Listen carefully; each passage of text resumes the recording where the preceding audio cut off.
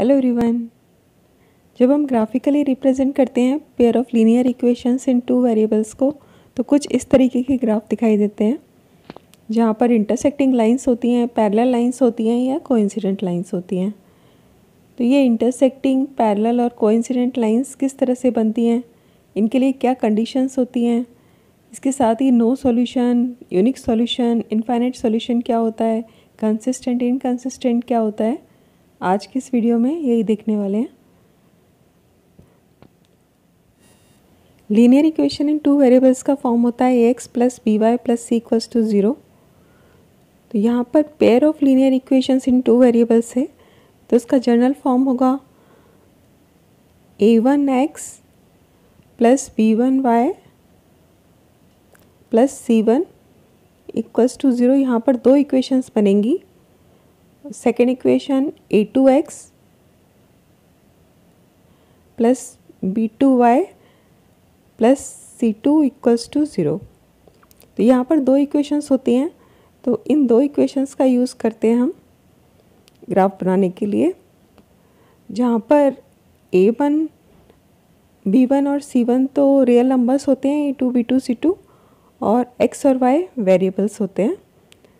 तो हमें इसमें x और y की वैल्यू फाइंड करनी होती है जब हम सॉल्व करते हैं।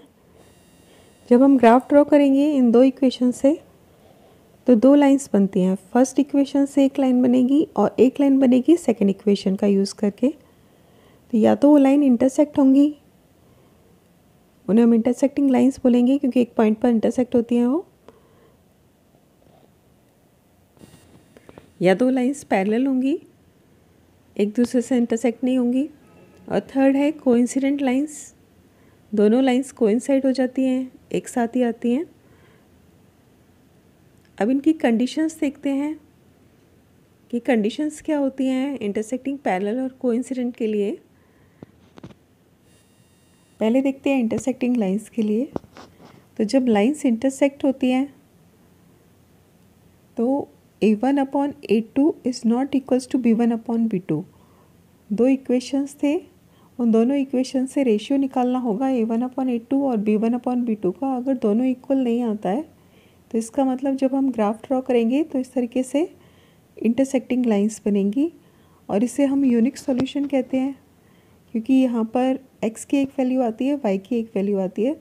सिर्फ एक ही सॉल्यूशन फाइंड कर सकते हैं इस तरीके के ग्राफ में, और इसे कंसिस्टेंट भी कहा जाता है। इस तरीके के लीनियर इक्वेशंस के पेयर को कंसिस्टेंट कहते हैं क्योंकि इसमें एक सॉल्यूशन फाइंड कर सकते हैं। तो जिसमें हम एटलीस्ट वन सॉल्यूशन फाइंड कर सकते हैं उसे हम कंसिस्टेंट कहते हैं, और जिसमें सॉल्यूशन नहीं फाइंड कर सकते उसे इनकंसिस्टेंट कहते हैं।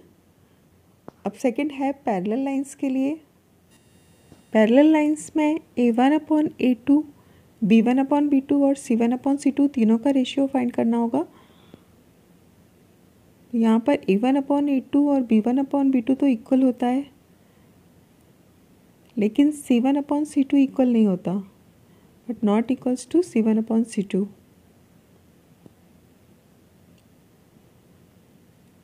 यहाँ पर लाइंस पैरेलल हैं तो हम सॉल्यूशन भी नहीं फाइंड कर सकते हैं, x और y की वैल्यू नहीं आएंगी इसमें, तो ये है नो सॉल्यूशन।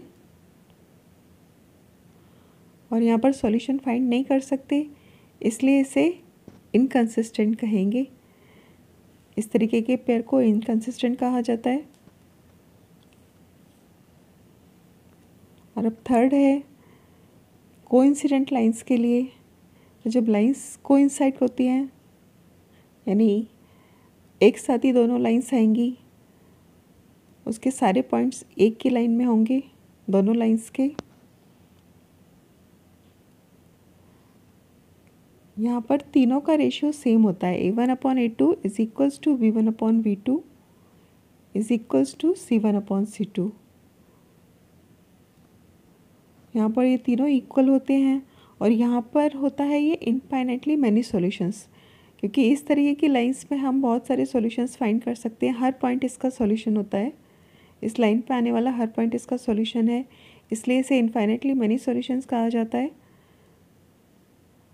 और जिन लाइंस में सॉल्यूशन फाइंड कर सकते हैं उन्हें हम कंसिस्टेंट कहते हैं।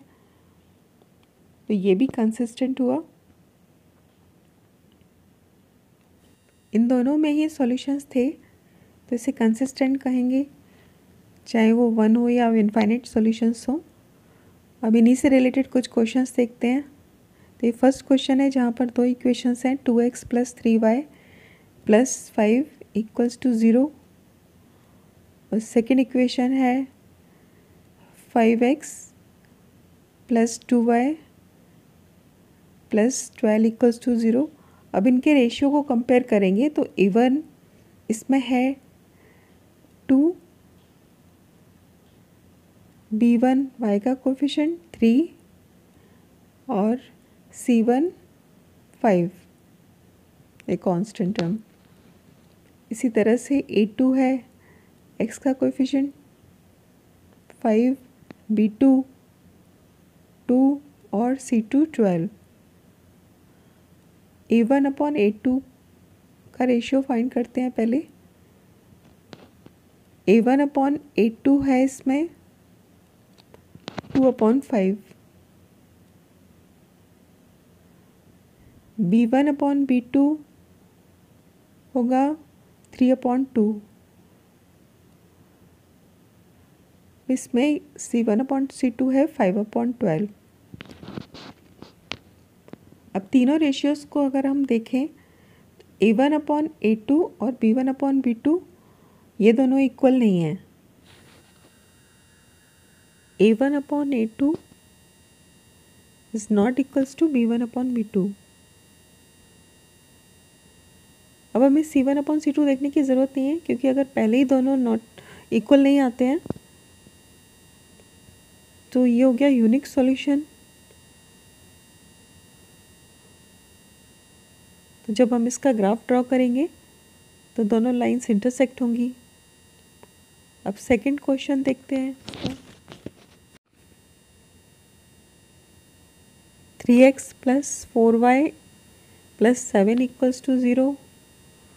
Second equation 6x + 8y - 28 = 0। ये दो इक्वेशंस हैं। अब A1 A2 इनकी वैल्यूज़ लिख लेते हैं। A1 3 है, B1 4 और C1 7। A2 6, B2 8 और C2 -28। A1/A2 होगा 3/6, दोनों कैंसिल हो जाएंगे, 3 1 3 2 तो इसका रेशियो आया 1/2। इसी तरह से B1/B2 निकालेंगे तो 4/8, यानी कि ये भी 1/2 आया। 4 1 4, 4 2 8, ये भी 1/2 आया। C1/C2 फाइंड करते हैं। C1/C2 = 7/-28, तो ये आएगा -1/4। यहाँ पर इन तीनों को अगर हम कंपेयर करेंगे तो A1/A2 B1/B2 तो इक्वल है, C1/C2 उनके इक्वल नहीं है। A1/A2 is equals to B1/B2 not equals to C1/C2। ये हुआ नो सॉल्यूशन, यानी कि पैरेलल लाइंस। अब एक third question 2x - 5y + 4 = 0, 4x - 10y + 8 = 0। ये दो इक्वेशंस हैं। उनके A1 B1 C1 लिखते हैं। A1 है 2, B1 है -5 और C1 है 4।